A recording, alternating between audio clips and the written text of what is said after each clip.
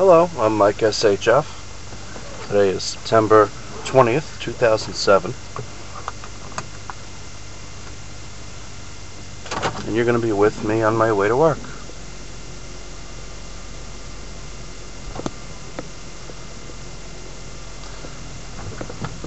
Yeah, I heard in the news yesterday that they gave the top 10 or 15 cities for traffic congestion and how long people waste sitting in traffic jams. And believe it or not, New York City was not in that. I was really surprised. I live on Long Island, so I'm about 50 miles east of New York City, but we have a lot of traffic on the island. And in New York City, forget about it. You want to drive through there, it's a real hassle. I don't know how people commute every day to the city. I don't know how they do it.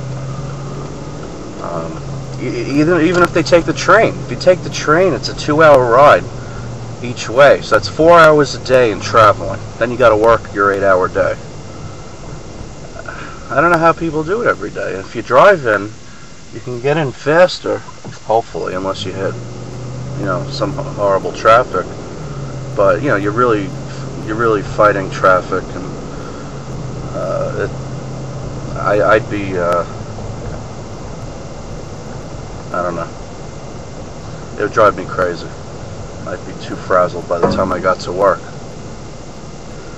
Lucky for me, I work close to home. My commute is exactly 7 miles. From the driveway to my parking spot at work, 7 miles.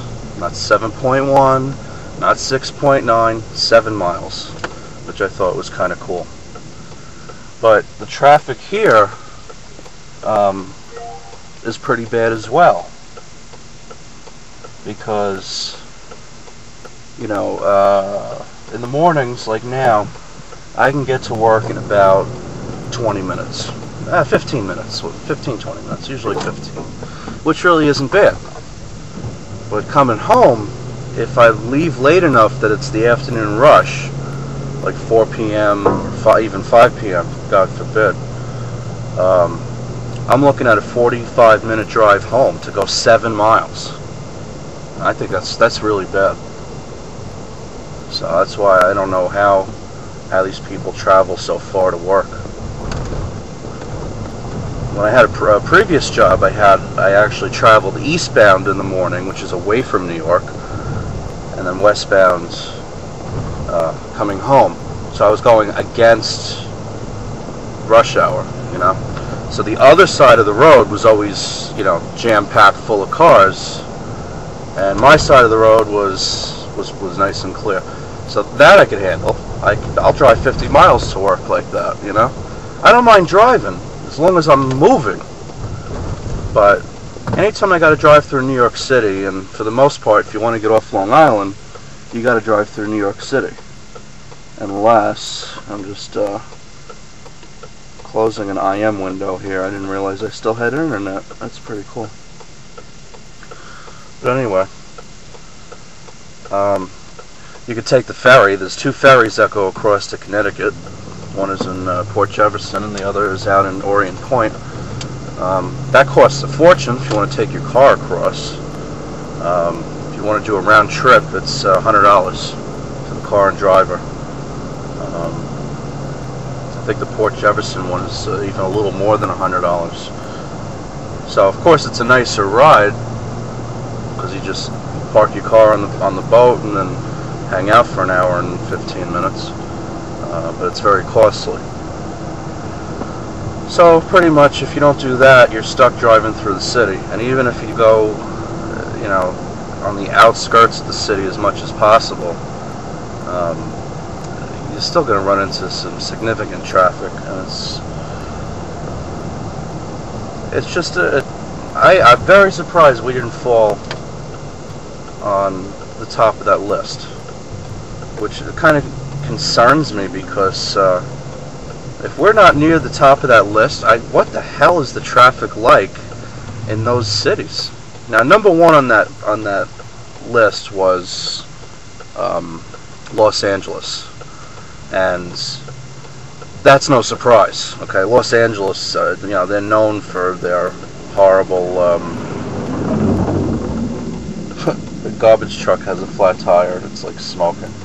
Anyway, they're known for their heavy traffic and people pulling guns on each other on the road. And they don't have a mass transit system, or at least a subway system. New York probably has the best subway system, at least in this country, which significantly helps. But the traffic is still so heavy.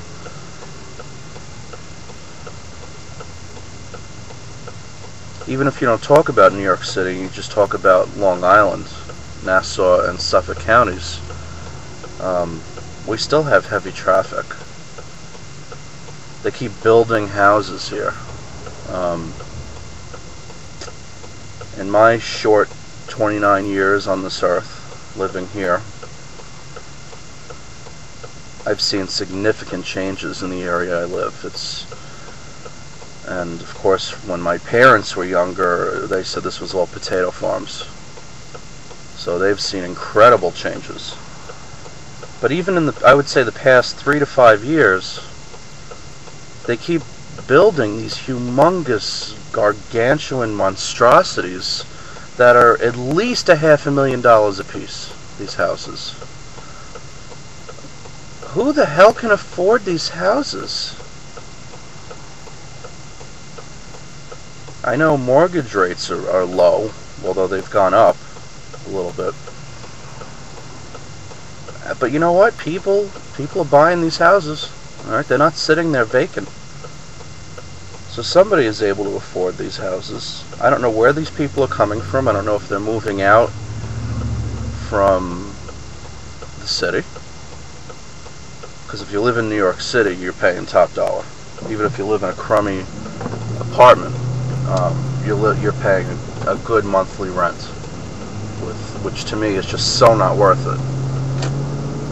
The only part of New York City I would want to live in would be Manhattan, which of course is the most expensive of all the boroughs there.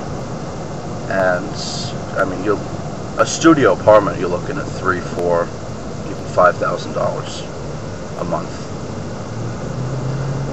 But even here on Long Island, a studio apartment in one of those communities, not somebody's house, but it's in one of those communities, it's still about $1,200 a month to start.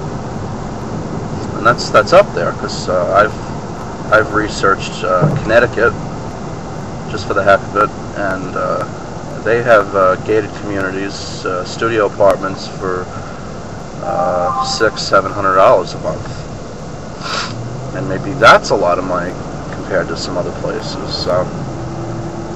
Long Island is one of the most expensive places to live, and I'm certainly not gloating when I say that, because it's very difficult to make it here. I'm not wealthy.